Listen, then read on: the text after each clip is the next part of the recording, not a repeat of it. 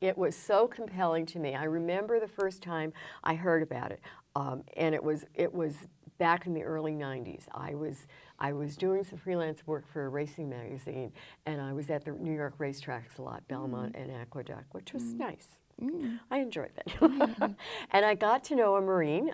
He was by that time a mutual clerk, but once a Marine, always a Marine. And he used to come up to the press box a lot. His widow said he was something of a writer on the sidelines. But I noticed that he was very friendly with all the writers. He came up to me one day and he said, "I have a story for you." And he started telling me about her. And I got goosebumps, and I still remember that.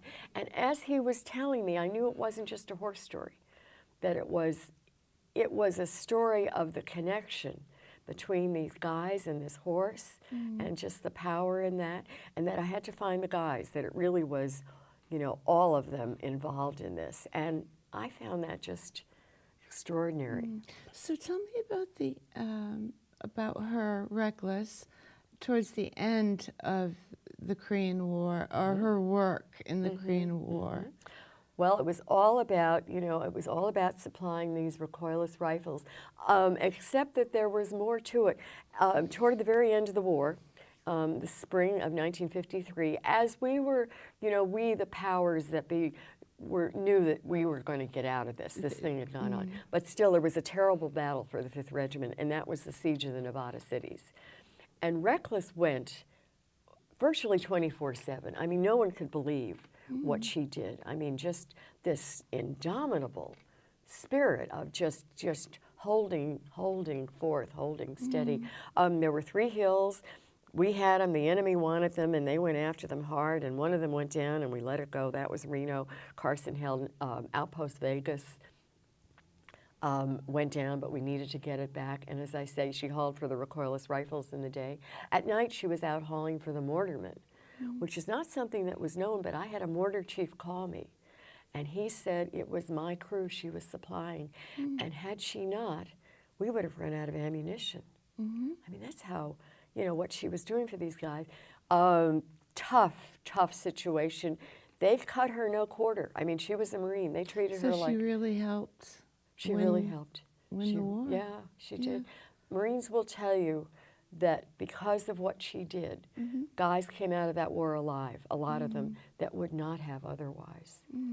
And yet she, she really did her part. She was wounded twice in battle, wore 2 Purple Hearts. So Purple Heart is awarded for each combat injury.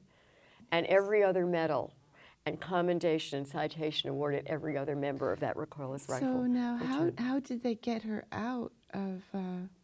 Well, that was a little bit of fancy footwork on the part of the Marines, because those guys said, she's coming out.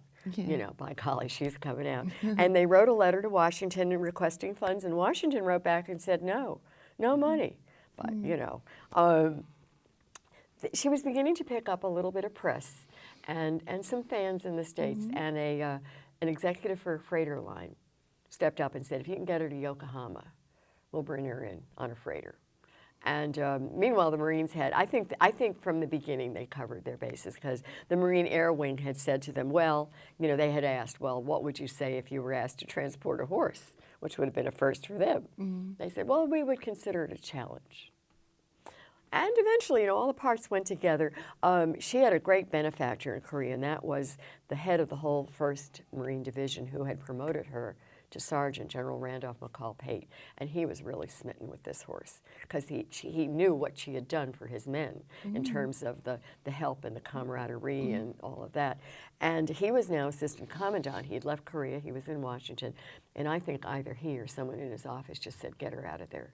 And oh, whoops, she disappeared. Nobody knows what happened. And she really did. One guy looked up one day and she was gone, and a buddy said, oh, they took her down to Kimpo. That was the big airfield. They put her on a flying boxcar. And next thing you know, she's in Yokohama, boards a freighter that in Japan they knew what was going on, because the Marines had gone on board this freighter and built her a cabin behind the wheelhouse. And she was on her way, a working freighter, by the way, full of large white albacore tuna. And Reckless, Reckless in the fish. And yeah, she was on her way home, northern route to San Francisco, a beautiful calm, lovely passage, even though there was an early story that they had hit a typhoon, which they never did. That was just poppycock. And wasn't she in the parade? Reckless, the horse? Well, After she got home to California. she did various things when she got home, and then went back on base on active duty. You know, still Sergeant Reckless, active duty, peacetime now, different. She used to go, well, for one thing, every summer there was a big rodeo, and she led that parade for Navy Relief. She would lead in the likes of Roy Rogers and Dale Evans. And then what the guys liked the most is she went on their training marches.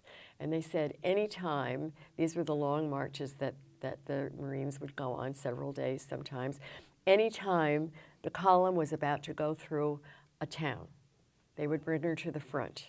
She would be right behind the colors leading that column of men down Main Street. And they said there was one march took the whole regiment to San Diego, 5,000 men. She was ahead of them all, marching down through downtown San Diego. And they said she had an aura about her, you know, just kind of this, I am reckless, you know, and this is where I am. So absolutely. Yeah. So now, didn't you say that there's a monument in memory of? There are two of them now. There are two of them. Reckless. There's one statue of her at the National Museum of the Marine Corps, and that's in Triangle, Virginia. That was dedicated in the summer of 2013. And then last October, a second monument, a second statue to her honor was unveiled at Camp Pendleton. And that's where she lived out her life and where she's buried. So yeah, two. And I want to just add one thing, because in retirement, I think one of the neatest things is a lot of the guys came back to, she had thousands of visitors through the years. A lot of guys that knew her in Korea came back. They came back with their families to introduce her. And one guy said to me, you know, he said, to my 5-year-old, she was a pretty little horse, and he said probably the wife thought the same. It was very important for him to introduce them to the horse that had kept that ammunition moving forward, and who had taken the wounded and the dead off the hills. This part of when she, her last parade, what, she kind of gave out a. Oh, yes. Yes. That was her retirement ceremony. Oh, you're right. Yeah. That was the retirement ceremony for her on the parade grounds at Camp Pendleton, a formal ceremony. And she stood and reviewed the troops that marched for her, and then they walked her around the parade ground. She and her handler walked around the parade ground one last time, and they said when they went to exit, she stopped and she threw back her head and she let out one giant whinny. Kind of see you later, guys, right? Yeah. And two different guys told me that story. They said it was just amazing because she was generally very quiet, and then this one giant whinny. Yeah. Now, if anyone's interested in purchasing your book, where is it available? It's available on Amazon, Amazon.com for sure. And it's a wonderful story. Thank you. So if anyone's interested in the book, Janet Barrett is the author about Reckless. They called her Reckless. It's a wonderful story, and you can purchase the book at Amazon.com. And do you have an email if anyone would like to email you? Yes, that would be fine. My email is about_reckless at Comcast.net. Okay. And they can even get a signed copy if they were to email me. Okay, great.